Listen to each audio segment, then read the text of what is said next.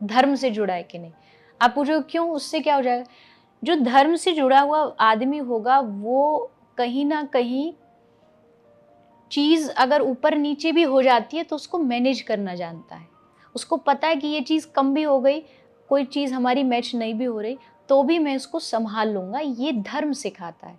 धर्म आपको ये नहीं कि ये भीतरी शांति वो तभी मिल सकती है जब आपका उद्देश्य सही हो। और जैसा आपने बताया शायद कुछ चेंज ज़रूर आए, क्योंकि बहुत सारे लोग जो है डाउट में आ जाते हैं। अब एक और सवाल इसी से जुड़ा हुआ है, मैंने इसलिए बोला आपसे पूछा कि इसको करियर लेना, क्योंकि क्या होता है जानकारियाँ, जैसे आपकी कथा हम सब सुनते हैं और वहाँ से जो जानकारी मिलती है, बहुत सारे ऐसे और भी लोग हैं जो अलग अलग तरीके की जानकारी दे रहे हैं। आजकल एक चीज़ ट्रेंड हुई है कि राधा का कहीं जिक्र नहीं है।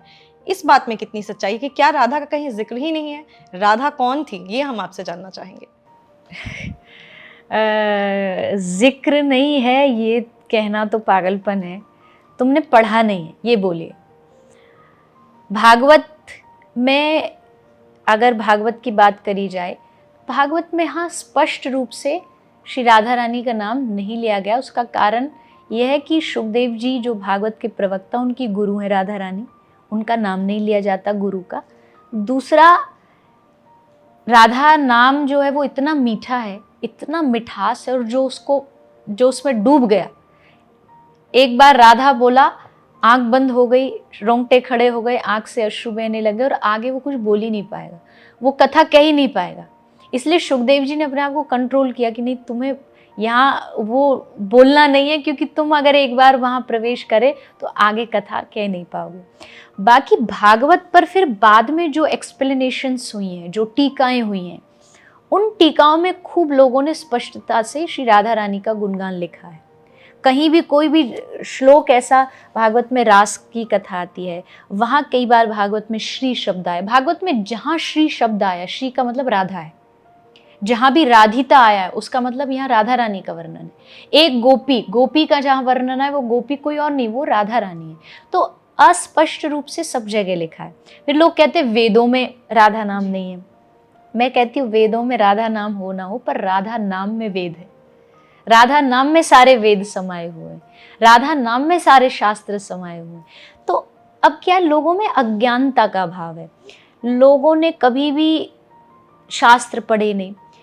राधा रानी के ऊपर कितने सारे ग्रंथ लिखे गए हैं। खासकर मैं जिस संप्रदाय से हूँ उसका, वो गौड़िया संप्रदाय है। 4 संप्रदाय होती है हमारे समाज में। गौड़िया संप्रदाय में श्री चैतन्य महाप्रभु की परंपरा में इतने सारे ग्रंथ लिखे गए हैं श्री राधा कृष्ण की लीलाओं के ऊपर। राधा रस सुधा निधि, विलाप कुसुमांजलि, इतने सुंदर सुंदर ग्रंथ है। राधा रानी की लीलाओं के बारे में बहुत सारे आज के वर्तमान के कुछ साधुओं ने लिखा है, पर हम पढ़ते नहीं हैं, हमको नॉलेज नहीं है उनके बारे में। तो जब तक आप पढ़ेंगे नहीं तब तक आप कैसे समझ पाएंगे। और दूसरी बात, राधा रानी जो है ना, वो कथा का विषय कम है। जैसे मैंने कहीं किसी के मुंह से सुना था, ओम की कहीं कथा नहीं होती है। ओम जो शब्द है उस पर कोई कथाएं नहीं होती, क्योंकि ओम किसी को बताने के लिए नहीं है, वो बस जपने के लिए। तो मुझे लगता है राधा जो नाम है वो भी ऐसा ही है, वो बताने से नहीं समझ आएगा। वो जब तक आप बोलोगे नहीं, जब तक उसको निरंतर कहोगे नहीं, तब तक आप नहीं समझ सकते। रही बात श्री राधा रानी कौन थी, तो कृष्ण कहते हैं राधा मेरी आत्मा है, कृष्ण कहते हैं राधा मेरा प्राण है, श्री कृष्ण कहते हैं राधा मेरा जीवन है। तो जो कृष्ण की जीवन है, जगत मोहन कृष्ण ताहार मोहनी, महाप्रभु कहते हैं जगत को मोहित करने वाले कृष्ण और कृष्ण को मोहित करने वाली श्री राधा रानी। तो इसको समझने के लिए पहली बात तो आपको वृंदावन आना पड़ेगा, अगर श्री राधा रानी को थोड़ा किसी को समझना है। और वृंदावन आके भी आपको कोई रसिक जो महात्मा हो उसका कुछ दिन संग करना पड़ेगा, उससे समझना पड़ेगा कि श्री राधा तत्व क्या है। ये बोलने से नहीं समझ आ सकता। जैसे मैं कहती हूँ, लड्डू व्याख्याओं से समझ नहीं आता, लड्डू का स्वाद खाने से समझ आता है। तो राधा नाम भी व्याख्याओं का विषय नहीं है, स्वाद का विषय। तो वृंदावन में ऐसे बहुत सारे रसिक महात्मा हैं, उनके सामने आप एक बार राधा बोल दो, वो आगे आगे कुछ कह नहीं पाएंगे, उनका शरीर एकदम रोंगटे खड़े हो जाएंगे। क्यों? क्योंकि उन्होंने उसका स्वाद लिया है, उसका अनुभव पता है।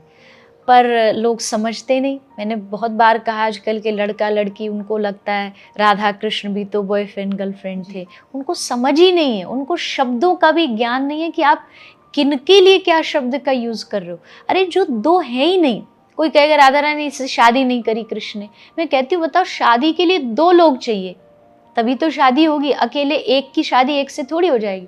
राधा कृष्ण जब दो है ही नहीं तो शादी का विषय ही नहीं उठता। वो दोनों एक आत्मा द्वि देहधारी हैं, एक एक शरीर है, मतलब शरीर दो है, आत्मा दोनों की एक है।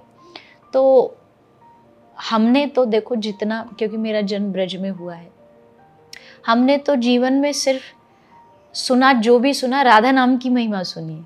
कृष्ण भी बाद में आए, पहले श्री राधा रानी आई, तो हमको पता है कि राधा रानी से ही सब कुछ आगे चलता है। तो ऐसा अगर किसी को समझना है, जानना है, क्योंकि ये तो एक आध 2 मिनट का टॉपिक है जो हम आपको नहीं समझा सकते, पर राधा तत्व को जानने के लिए आपको थोड़ा सा ब्रज भूमि वृंदावन में आना पड़ेगा, वहाँ रो रो करके राधा रानी को पुकारना पड़ेगा, तब आप राधा रानी के तत्व को समझ पाएंगे। यानी अगर आपको वो भाव लेना है तो आपको वृंदावन ज़रूर जाना चाहिए। और बहुत सारे लोग जो ये सवाल पूछते हैं अक्सर, क्योंकि क्या होता है ना, आजकल जैसा मैंने कहा कि सोशल मीडिया पे क्लिप्स बहुत वायरल हो जाती हैं, तो आजकल लोग बहुत ये वायरल कर रहे हैं कि राधा का कोई ऐसा नहीं था, राधा कोई थी ही नहीं। तो जितने भी लोग आप अभी तक ये सवाल करते आ रहे थे, आज आपको ये भी आंसर मिल गया।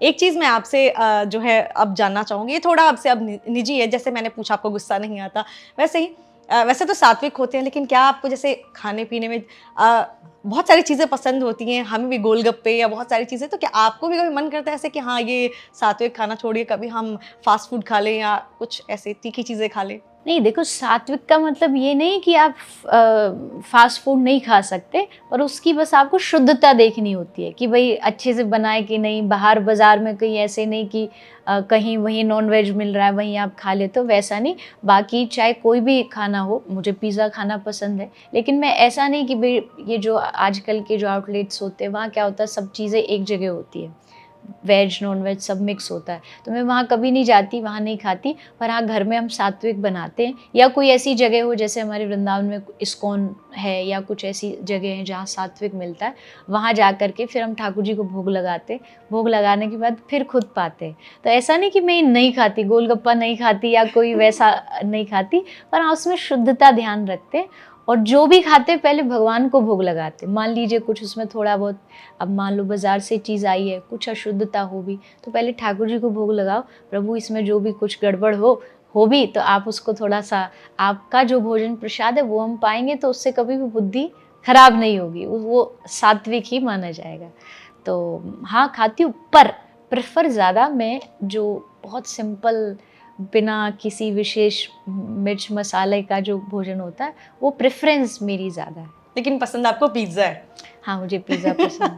अच्छा, ब्रज से तो आप हैं ही, लेकिन अगर आपको मैं ऐसे पूछूं कि आपका फेवरेट डेस्टिनेशन, ट्रैवल डेस्टिनेशन कहाँ है, कहाँ जाना आप पसंद करती हैं घूमने के लिए, तो वो क्या होगा? मुश्किल क्वेश्चन है, क्योंकि ब्रज से अच्छा कुछ लगता नहीं है, पर आपने कह ही दिया पहले कि ब्रज से बाहर कुछ है। भारत में बात करूँ तो मुझे उत्तराखंड बहुत पसंद है, क्योंकि मुझे नेचर पसंद है।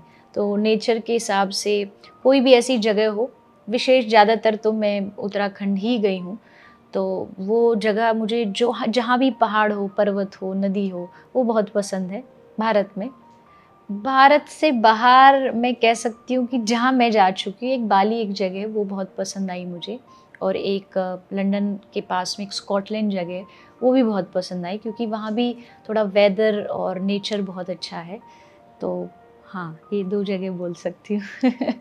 घूमने फिरने की बात हो गई, खाने पीने की बात हो गई। अब जैसे भागवत कथा में आप कथा सुनाती हैं, ये सारी चीज़ें, लेकिन बॉलीवुड के गाने तो हर कोई सुनता है, आप भी कहीं ना कहीं तो सुनती ही होंगी, तो आपका फेवरेट सिंगर कौन सा है? मुझे संगीत से बहुत लगाव है, मैं हर तरीके का संगीत सुनती हूँ। हर तरीके मतलब वो वैसा बिल्कुल नहीं सुन सकती जो पार्टी वार्टी में बजता है, लेकिन कोई भी क्लासिकल, लाइट, ये सब चीज़ें मैं बहुत सुनती हूँ। और मुझे लगता है कि सिंगर की बात करें, पहले सोनू निगम जी बहुत अच्छा, उनकी कंठ में बहुत मिठास है, उनको बहुत सुना है। अभी फ़िलहाल तो मुझे लगता है अरिजीत जी बहुत अच्छा गाते हैं, उनके ये कह सकते हैं भगवान ने उनके कंठ में कुछ वरदान दिया है कि वो जो भी गाए तो वो बहुत दिमाग को बहुत सूदिंग लगता है। तो वो अभी के लिए कह सकती हूँ कि फेवरेट हैं। फिल्में आप देखती हैं? नहीं। फिल्में नहीं देखती? नहीं। कभी कभी क्या होता है, हैवी हो जाता है तो हम रो लेते हैं। जब आपको हैवी होता है तो ठीक है, कृष्ण जी के पास तो आप, या राधा जी के पास तो आप बताती हैं। आपकी फैमिली में कौन है जिनके पास आप जाती हैं, अपने आपका बेस्ट फ्रेंड कह सकते हैं, या जो बोल सकते हैं जिनको आप सारी चीज़ अपनी सीक्रेट बताती हैं? कोई भी नहीं। कोई भी नहीं? नहीं, मतलब कोई भावना है, कुछ मुझे सुझाव चाहिए, पूछना है, वो मैं ज़रूर पूछती हूँ, लेकिन ऐसा नहीं है कि मैं जा कर के किसी के पास रोऊँ कि ये चीज़ मुझे परेशानी है। मुझे लगता है जैसे रोना ऐसा नहीं कि नहीं आता कोई चीज़ को लेकर के, पर वो रोना सिर्फ भगवान के सामने होता है। अगर वैसे तो मैं कभी भगवान से कुछ नहीं मांगती, मेरा भगवान से यही मांगना है कि प्रभु कभी कुछ मांगू ना आपसे, ऐसी मांग दे दीजिए। चाहे जीवन में कितनी भी बुरी परिस्थितियाँ आ जाएं, आएंगी, लेकिन मैं कभी ये ना कहूँ कि प्रभु इसको हटा दो। मैं कहूँगी आपको अच्छा लग रहा है मैं ऐसे रहूँ तो मैं इस स्थिति में ठीक हूँ, आपको लग रहा है नहीं ये ठीक नहीं, आप चेंज कर दो। तो मेरा कोई एक ऐसा पर्टिकुलर व्यक्ति नहीं है कि भाई उसको सब चीज़ें बताती हूँ या सब चीज़ें नहीं। मुझे लगता है भगवान वो हैं और वो भी परिवार ही है मेरा, तो मैं उनको ही जाके बताती हूँ और उनके ही सामने अपनी भावना व्यक्त करती हूँ। जितनी भी लड़कियां देख रही होंगी वीडियो, सबसे पहले तो मैं भी देखती थी, आज मैं बगल में बैठी हूँ, मैं आपका ग्लो देख रही हूँ। बहुत सारा मेकअप लगाना पड़ता है, क्या करती हैं आप ऐसा कि ये नेचुरल ग्लो है आपके ऊपर, ये जानना चाहूँगी। नहीं, मुझे नहीं पता ये क्या है, लेकिन मैं ऐसा कभी कुछ भी नहीं, मुझे बचपन से ही एक आदत है। मुझे बहुत, जब मैं पहले बचपन में स्कूल में पढ़ती थी तो मुझे कुछ एक्ने की परेशानी होती थी, मैं डॉक्टर के पास गई तो डॉक्टर ने मुझे बोला कि एक सिंपल सा एक साबुन आता है पीएस साबुन, वो लगाओ और एलोवेरा जेल लगाओ, बस। वो तब से रूटीन आज मुझे बचपन से लेके अब तक पहुंच गई। मैंने वो रूटीन को ऐसे ही रखा। मैं उनके पास बाद में भी गई, मैंने कहा अब कुछ बदलना है, उन्होंने कहा नहीं जैसे चल रहा है ठीक चल रहा है, तो बस मैं वही करती हूँ। और बाकी आज से तो पियर्स और एलोवेरा की इतनी सेलिंग होने वाली है। नहीं, मैं ऐसा नहीं कहूँगी बिल्कुल भी, मैंने अपना बताया। ज़रूरी नहीं हर चीज़ हर व्यक्ति को कभी सूट नहीं भी होती, पर मुझे जो अब तक मिला वो ऐसे ही था। पर खुश रहो, सच्चाई से जियो, आप भीतर से खुश रहोगे तो वो दिखेगा। आप दूसरी बात, चलो मेरा छोड़ दीजिए, मैंने बहुत सारे ब्रज के ऐसे संतों को देखा है जो इतना चेहरे पर उनका तेज होता है कि हम भी जाएं तो एकदम उनके सामने ज़ीरो फील हो जाता है। तो वो तो बेचारे कभी कुछ उपयोग नहीं करते, तो उससे समझ आता है कि ये ग्लो उनके भक्ति का है, ये ग्लो उनकी सच्चाई का है। तो आप जितना भीतर से खुश और सच्चे रहोगे उतना आपको बाहर से भी दिखाई देगा। अच्छा खाओ, हेल्दी खाओ, कोई भी ऐसी चीज़ मत खाओ जिससे आपके स्किन, शरीर या माइंड को नुकसान हो। और जिनको सूट ना करे एलोवेरा मत लगाना भाई, लेकिन मैं तो लगाऊंगी। एक चीज़, आखिरी चीज़, मैं आपसे आखिरी सवाल पूछूंगी कि अगर किसी लड़की को या कोई भी इंसान है, लड़का लड़की कोई भी, एक सही पार्टनर चुनने के लिए एक सही पार्टनर में क्या चीज़ें वो देखे कि उनको सही पार्टनर वो मिले? मुझसे पूछोगे तो पहली चीज़ ये देखो वो धार्मिक है या नहीं है। बहुत अलग सी बात है ये, क्योंकि लोग कहेंगे कंपेटिबिलिटी देखो, कितना रिस्पेक्ट करता है वो देखो। मैं कहती हूँ पहले देखो धर्म से जुड़ा है कि नहीं। आप पूछो क्यों, उससे क्या हो जाएगा? जो धर्म से जुड़ा हुआ आदमी होगा वो कहीं ना कहीं चीज़ अगर ऊपर नीचे भी हो जाती है तो उसको मैनेज करना जानता है। उसको पता है कि ये चीज़ कम भी हो गई, कोई चीज़ हमारी मैच नहीं भी हो रही, तो भी मैं इसको संभाल लूँगा। ये धर्म सिखाता है। धर्म आपको ये नहीं कि ये चीज़ नहीं मिली तो आप एकदम पागल हो जाओ, आप एकदम एक्सट्रीम इमोशंस के लेवल पर चले जाओ। क्रोध भी हुआ, लालच भी हुआ, ये जो भी ये चीज़ सब में होती है, धार्मिक व्यक्ति में भी होती है, पर उसमें थोड़ा लेवल कम हो जाता है, और जो नॉर्मल होते हैं वो एक्सट्रीम लेवल पे चले जाते हैं।